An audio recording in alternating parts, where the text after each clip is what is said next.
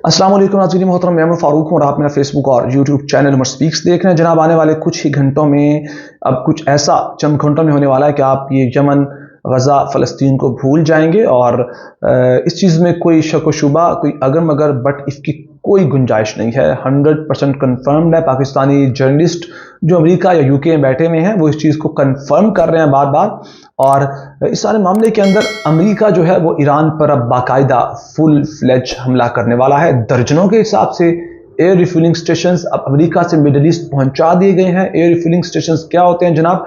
जो जंगी जहाज़ों को फ़िज़ा के अंदर ही रिफ्यूल करते हैं। अगर वहाँ किसी जंगी जहाज़ का फ्यूल ख़त्म होता है तो जनाब उसको नीचे उतरने की इजाज़त नहीं है, बल्कि हवा फ़िज़ा के अंदर ही उनके लिए रिफ्यूलिंग का सिस्टम मौजूद होगा। अमेरिका इस हद तक तैयार हो चुका है और 100% अगेन कहूँगा, मज़ीद आगे चल कर तफसील बताऊँगा कि कैसे कन्फर्म्ड है।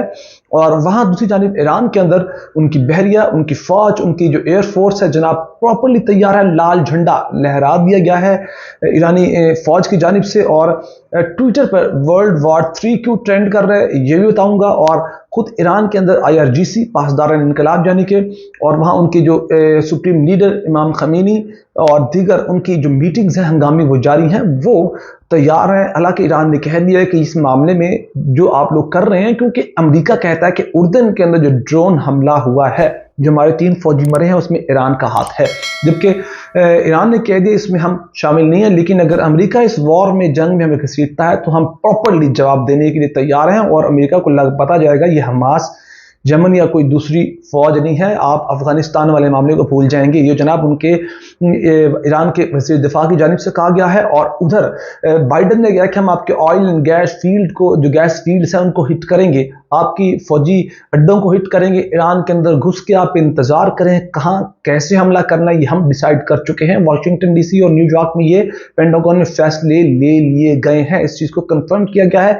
लेकिन हम तो बात के 3 फौजी नहीं मरे जिनके पीछे अमेरिका इतना बड़ा खतरा मोल लेने लगा। ये 5 फ्रंट वॉर होगी जहां यमन, गज़ा, फ़लस्तीन, इसराइल, इराक, ईरान और दीगर लिबनान, ये ऐसे फ्रंट्स हैं जहां अमेरिकी अड्डों पर बार बार हमले किए जा रहे हैं। अगर ईरान पर अमेरिका हमला कर रहा है तो यकीनन कोई बड़ा नुकसान हुआ है जॉर्डन के अंदर, और जो जिसका इल्ज़ाम ईरान पर लगाया जा रहा है, और इसी वजह से जो हमला किया जा रहा है, कोई बड़ा कारनामा ईरानी ड्रोन्स ने किया है जिसकी वजह से जंग छिड़ने जा रही है। और अंदाज़ा कर लें कि अभी ये इसराइल और अमेरिका मिलिशियाज का सामना कर रहा था सॉरी, फ़लस्तीन के अंदर, इराक के अंदर, यमन के अंदर और लिबनान के अंदर हिजबुल्लाह, हमास, यमनी हौसियों का मुकाबला कर रहा था।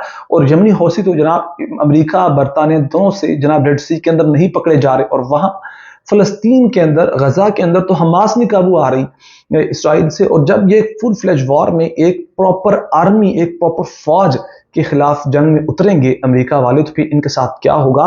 दूसरी जानिब इटली, स्पेन, फ्रांस, ऑस्ट्रेलिया पहले ही साइड पे हो चुके हैं। उन्होंने जो यमनी हौसियों के खिलाफ, ये यमनी फौज के खिलाफ नहीं लड़ रहे, यमनी हौसियों एक मिलिशिया है, छोटी सी मिलिशिया है, एक वहां की एक मुकामी एक जंगी छोटी सी तंजीम है, उसके खिलाफ नहीं उतरे बड़ी बड़ी ताकतें, इटली, फ्रांस जैसी।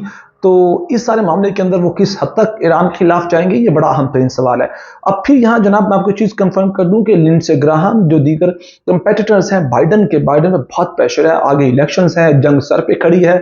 और जो कंपेटिटर्स रिपब्लिकन्स हैं जो अमेरिका के अंदर, वो प्रेशराइज कर रहे हैं कि अब कूदो जंग के अंदर। वहाँ इसराइल जिसमें तुम्हारा कोई लेना देना ही नहीं था, वहाँ तुम कूद गए, वहाँ तुम यमनी हौसलों के खिलाफ लड़ने पहुंच गए, वहाँ तुम असला प्रोवाइड करते रहे। लेकिन अब जबकि तुम्हारे अपने फौजी मारे गए हैं तो तुम जंग में क्यों नहीं उतरते? इस सूरत हाल के अंदर अब होने क्या वाला है?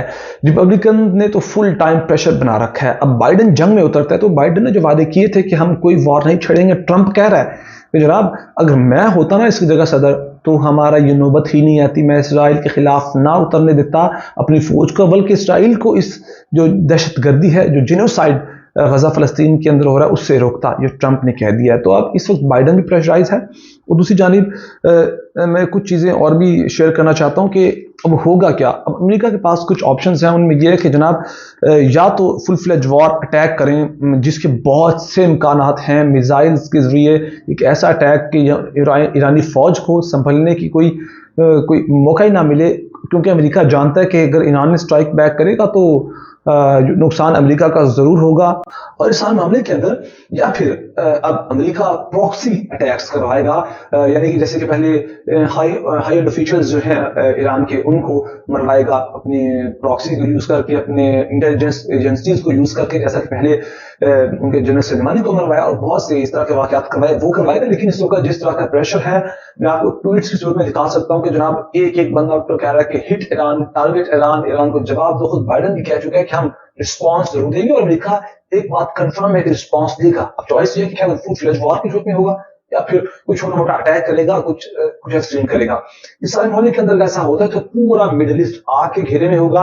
اور اس سارے معاملے میں اسرائیل بھی نہیں بچے گا. حزب اللہ جس کو ایران روکتا آ رہا ہے کہ آپ نے اسرائیل پر ابھی کوئی فل فلیج وار یا اٹیک نہیں کرنا، تو وہاں اسرائیل بھی حملے کا نشانہ بنے گا. حزب اللہ کے میزائل اسرائیل کے اندر گریں گے، عراق کے اندر، ایران کے اندر، اور پھر اس کے بعد جناب جہاں جہاں مڈل ایسٹ کے اندر، اردن کے اندر، کویت کے اندر، قطر کے اندر، جہاں جہاں بیسس ہیں امریکہ کے، وہاں ایرانی ملیشیا، یمنی حوثی ہو گئے، حزب اللہ والے لوگ ہو گئے، حماس، وہ اٹیک کریں گے. اور اس فرنٹ میں جہاں اسرائیل اس وقت اکیلا کھڑا ہے اور امریکہ صرف مدد کر رہا ہے، اور وہاں اسرائیل اور امریکہ کیسے اس کا سامنا کریں گے، یہ بھی بہت بڑا سوال ہے. وہ پھر آنے والا وقت بتائے گا.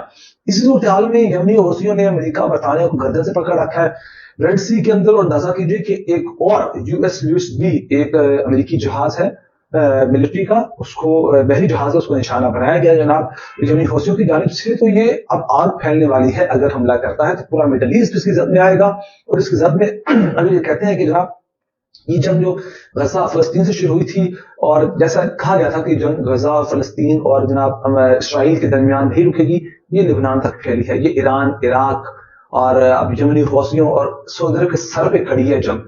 تو اگر ایران پر حملہ کرتا ہے امریکہ تو جنگ کہاں پھیلے گی، یہ پھر آپ بہتر جانتے ہیں. بہت سارا خیال رکھیے گا، چینل کو ضرور سبسکرائب کیجیے گا. اللہ نگہبان.